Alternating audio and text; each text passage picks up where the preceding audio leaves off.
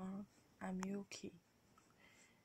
My student number is S0441042. I'm a freshman in NCUE. The speech title is How to Stop Torture by Karen C. In 1994, I walked into a prison in Cambodia, and I met a 12-year-old boy who had been tortured and was denied access to counsel. And as I looked into his eyes, I realized that for the hundreds of letters I had written for political prisoners, that I would never have written a letter for him, because he was not a 12-year-old boy who had done something important for anybody. He was not a political prisoner. He was a 12-year-old boy who had stolen a bicycle. What I also realized at that point was that it was not only Cambodia, but of the 113 developing countries that torture. 93 of these countries have all passed laws that say you have a right to a lawyer and you have a right not to be tortured. And what I recognized was that there was an incredible window of opportunity for us as a world community to come together and end torture as an investigative tool. We often think of torture as being political torture or reserved for just the worst, but in fact, 95% of torture today is not for political prisoners. It is for people who are in broken down legal systems, and unfortunately, because torture is the cheapest form of investigation, it's cheaper than having a legal system, cheaper than having a lawyer and early access to counsel. It is what happens most of the time. I believe today that it is possible for us as a world community, if we make a decision, to come together and end torture as an investigative tool in our lifetime. But it will require three things. First is a training, empowerment, and connection of defenders worldwide. The second is ensuring that there is systematic early access to counsel. And the third is commitment. So in the year 2000, I began to wonder, what if we came together? Could we do something for these 93 countries?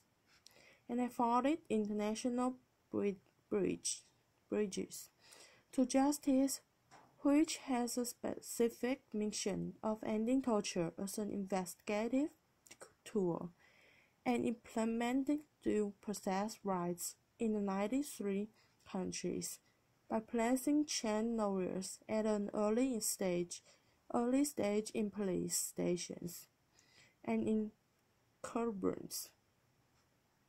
My first experiences, though, they come from Cambodia, and at the time I remember first coming to Cambodia, and there were, in 1994, still less than 10 attorneys in the country because the Khmer Rouge had killed them all.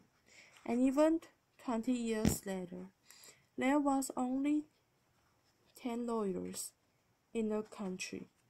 So consequently, you'd walk into a prison, and not only would you meet 12-year-old boys, you'd meet women, and you'd say, "Why are you here?" Women would say, "Well, I've been here for 10 years because my husband committed a crime, but I can't find him. So it's just a place where there was no rule of law." The first group of defenders came together, and I still remember. As I was training, I said, "Okay, what do you do for an investigation?" And there was silence in the class. And finally, one woman stood up in inaudible name, and she said, "Crew," which means teacher. She said, "I have defended more than 100 people, and I have never had to do any investigation because they all come with confessions. And we talked about, as a class, the fact that number one, the confessions might not be reliable, but number two, we did not want to encourage the police to keep going this, especially as it was not against the law, and it took a lot of courage for these defenders to decide that they would begin to stand up and support each other in implementing these laws. And I still remember the first cases where they came, all 25 together. She would stand up, and they were in the back, and they would support her. And the judges kept saying, "No, no, no, no. We are going to do things the exact same way we've been doing them." But one day the perfect case came, and it was a woman who was a vegetable seller. She was sitting outside of a house. She said she actually saw the person run out who she thinks stole whatever the jewelry was. But the police came. They got her. There was nothing on her. She was pregnant at the time. She had cigarette burns on her. She'd miscarried. And when they brought her case to the judge, for the first time, he stood up and he said, "Yes, there is no evidence except for your torture confession, and you will be released." And the defenders began to take cases over and over again, and you will see, they have step by step begun to change the course of history in Cambodia. But Cambodia is not alone. I used to think, well, is it Cambodia? Or is it other countries? But it is in so many countries.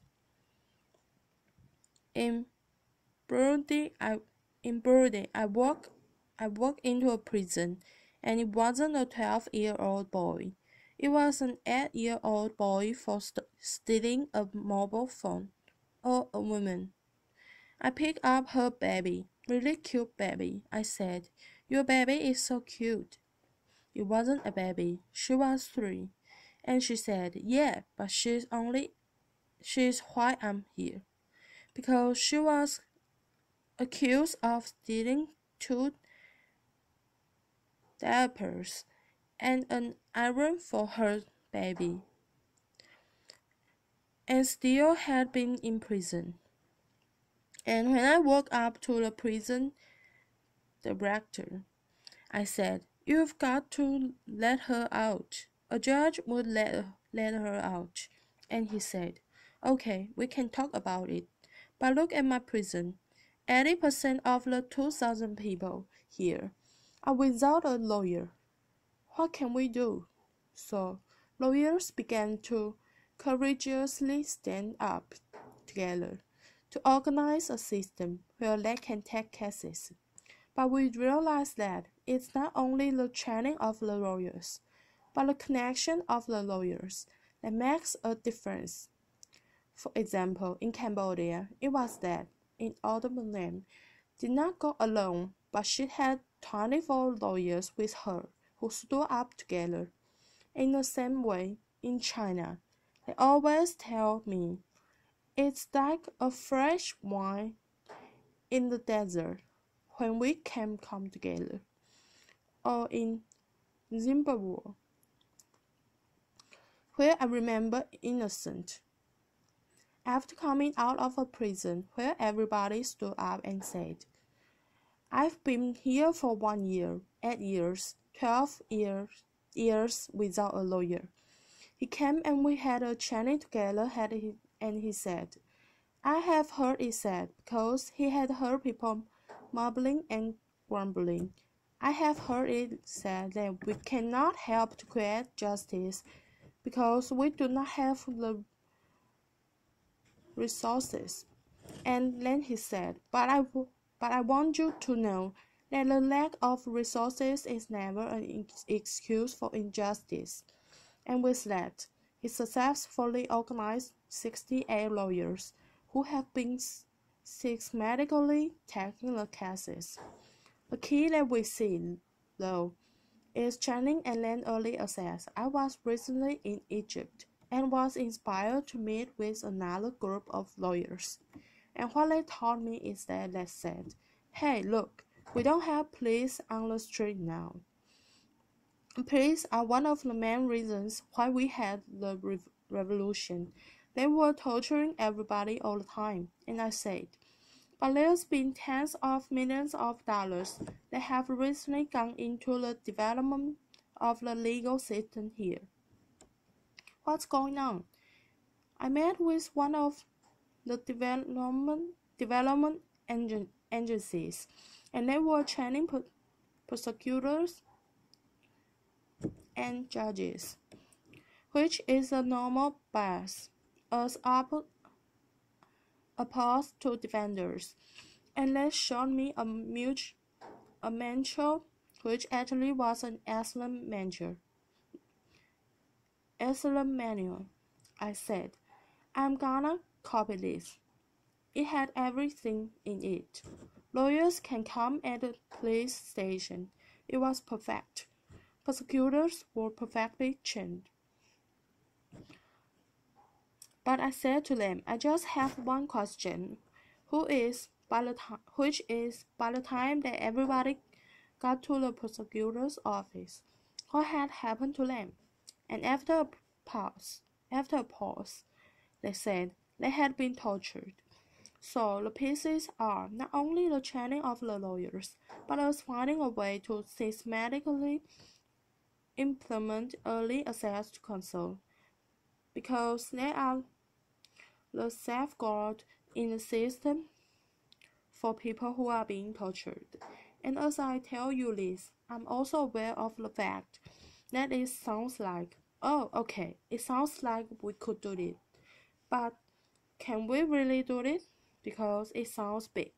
And there are many reasons why I believe it's possible. The first reason is the people on the ground who find ways of creating miracles because of their commitment. It's not only innocent, who I told you about in Zimbabwe, but defenders all over the world who are looking for these pieces. We have a program called Justice Makers, and we realize there are people that are courageous and want to do things, but how can we support them? So it's an online contest where it's only $5,000 if you come up with an innovative way of implementing justice. And there are 30 justice makers throughout the world, from Sri Lanka to Swaziland to the DRC, who with $5,000 do amazing things through SMS programs, through paralegal programs, through whatever they can do. And it's not only these justice makers, but people we courageously figure out who their networks are and how they can move it forward. So in China, for instance, great laws came out where it says police cannot torture people or they will be punished. And I was sitting side by side with one of our very courageous lawyers and said, how can we get this out? How can we make sure that this is implemented?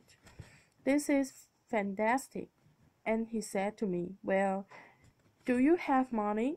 And I said, no. And he said, that's okay. We can still figure it out. And on December 4th, he organized 3,000 members of the Youth Communist League from 40 14 of the top law schools, who organized themselves, developed posters with the new laws, and went to the police stations and began what he says is a non-violent legal revolution to protect citizen rights.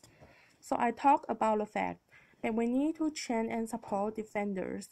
We need to systematically implement early access to counsel. But the third and most important thing is that we make a commitment to this. And people often say to me, this is great, but it's widely idealistic, never going to happen. And the reason that I think that those words are interesting is because those were the same kinds of words that were used for people who decided they would end slavery or end apartheid.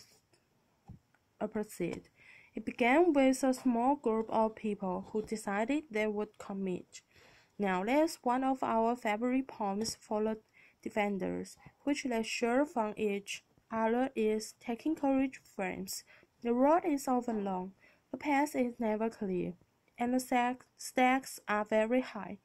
But deep down, you are not alone. And I believe that if we can come together as a world community to support not only defenders, but also everyone in the system who is looking towards it, we can end torture as an investigative tool. I end always, because I'm sure the questions are. And I'd be happy to talk to you at any point. But what can I really do? Well, I will say this. First of all, you know what you can do. But second of all, I will leave you with the story of Vishnu, who actually was my inspiration for starting International Bridges to Justice. Vishnu was a 4-year-old boy when I met him, who was born in a Cambodian prison in Kandor province. But because he was born in a prison, everybody loved him, including the guards. The guards. So he was the only one who was allowed to come in and out of the bars. So, there's bars. And by the time then, Vishnu was getting bigger, which means what gets bigger? Your head gets bigger. So he would come to the first bar,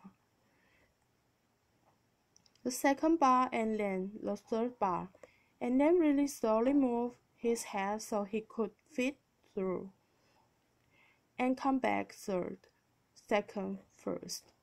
And he would grab by Pinky, because what he wanted to do every day is he wanted to go visit, He never quite made it to all of them every day, but he wanted to visit all 156 prisoners, and I would lift him, and he would put his fingers through, or if there were dark cells, it was like iron corrugated,